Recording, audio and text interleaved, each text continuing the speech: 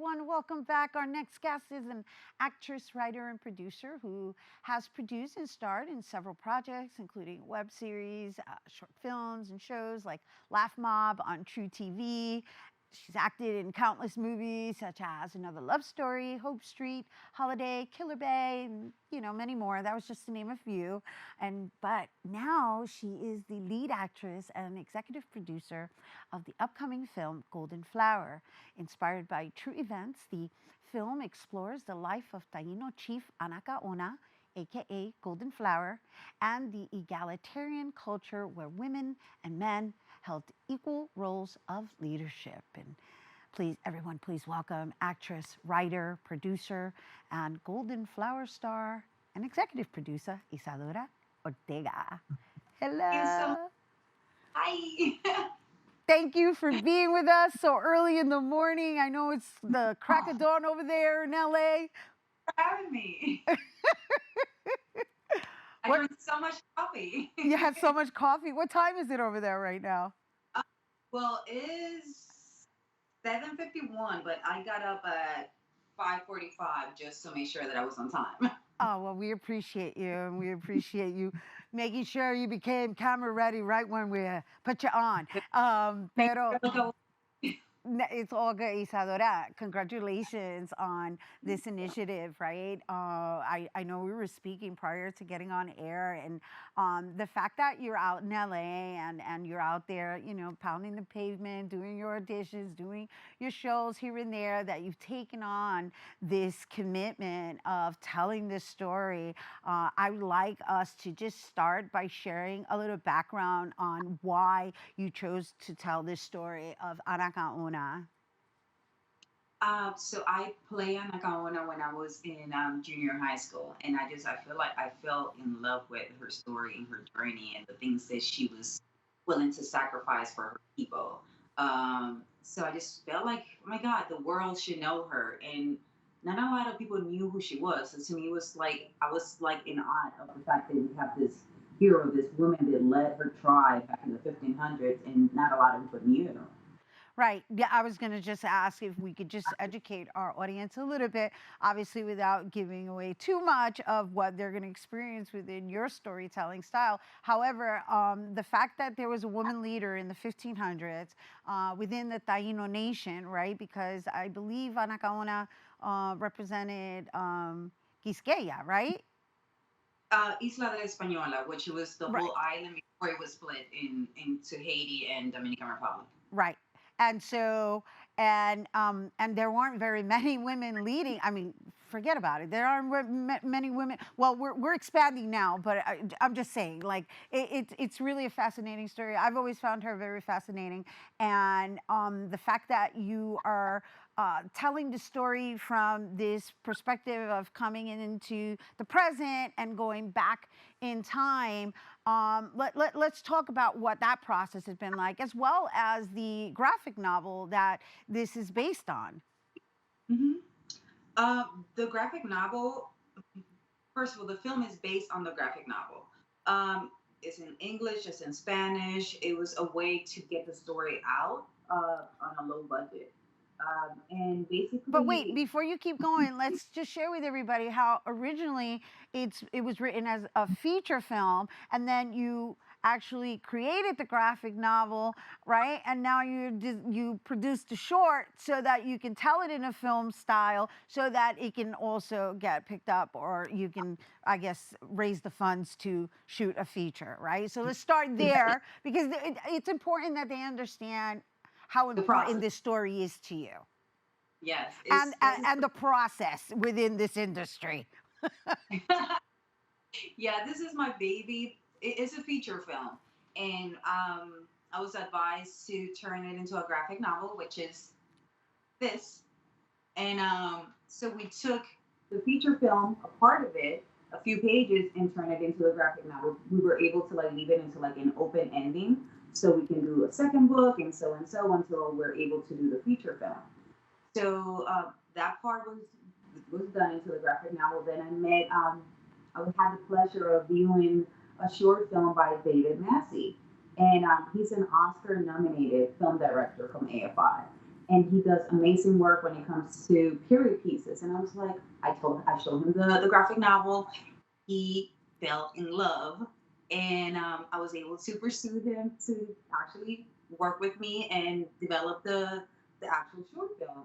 So this is where we are now. We're going to be going to different film festivals, and the plan is to get a development deal to get a feature film done at a higher level and budget. Well, it's wonderful that you secured yourself a period piece director because the back and forth that I saw just within the trailer it left me wondering, like, is this lineage, like, is that what the story is, or is it uh, reflective? You don't really Um, say much in it, but I'm curious to know, or are you even willing to share? well, let's just say they're both played by me. Uh huh. so, so I have a thing. There's something in the graphic novel that says the blood call, like la sangre llama. Uh huh. So there's always going to call on, our descendants, our ancestors. They're always going to call forward. Right. So what I was using for that, Uh and huh. I did realize a little more once you watch the film or read the graphic novel. I love it. I love it. I enjoyed just the little bit that I saw, so I can only imagine what the journey is going to be like, being able to watch the entire short. So, how long is the short? It's 20 minutes. Oh, it's 20 minutes. That's substantial. Yes. It was 7 days of work, I believe, that we shot 3 days in Puerto Rico, and then we shot another 2 days in here in LA. So you did Puerto Rico and LA. I'm assuming you did the modern in LA and then the period piece in Puerto Rico Yes, in Aguadilla, and and it was Aguadilla. yeah. Yeah. So in the in the trailer that we watched, I wondered, the I know you're playing both actors, the modern version as well as the ancestor, we'll say. And is the gentleman that plays in the modern piece the same as the one who is mean? I don't know what his role is in. Yes, Yes, yes, it is. and then they're in a romantic relationship. Yes, plot thickens. Say that again. The plot The thickens. plot, Oh gosh. And so, all right. So where do you want to see this go? Because I'm actually, here's the thing. I'm giggling, and I hope you guys are with us, or with me anyway, when uh, experiencing the little clip that we showed you, and so in having this teaser of a story that is historical, that is telling the story of our Latinidad, right? Because that our culture is of Taino. I'm Puerto Rican, so I identify as a Taina, a Boricua, right? And so the fact that you're able to fuse it with like a modern time story, and you only produced a short. Obviously, you want to do the feature. If you had to do them in pieces, what kind of how many segments would that be? How many? I guess what would the series look like? the book probably would have um, three, four more parts, I believe. Mm-hmm. Uh, and from there, it goes into a spin-off.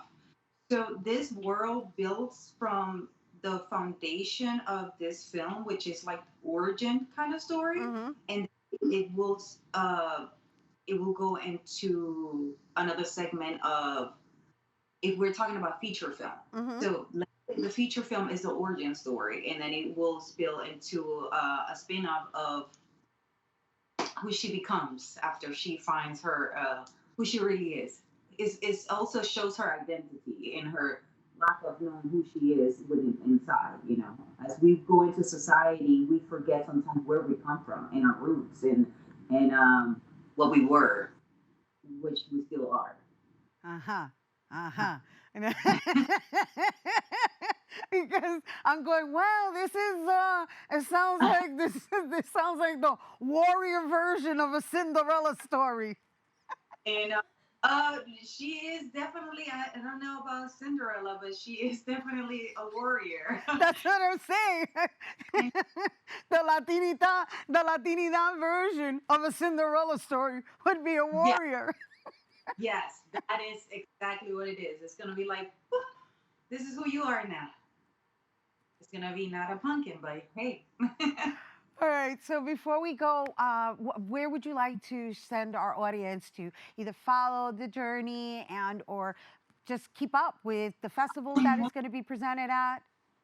Most of the things are going to be on my social media pages, when it comes to YouTube, Facebook, Instagram, and Twitter. So we're going. Everything is going to be on all of those platforms, and I go by La Black Latina, which pretty much all my platforms are under the same name. And so, what do you want to leave everyone with before we go?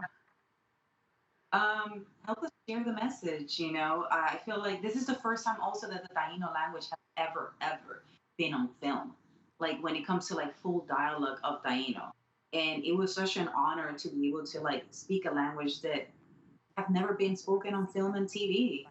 So help us share the message and tell a story, tell the story of this amazing woman and what the people went through, so we can just put her in a bigger, larger platform.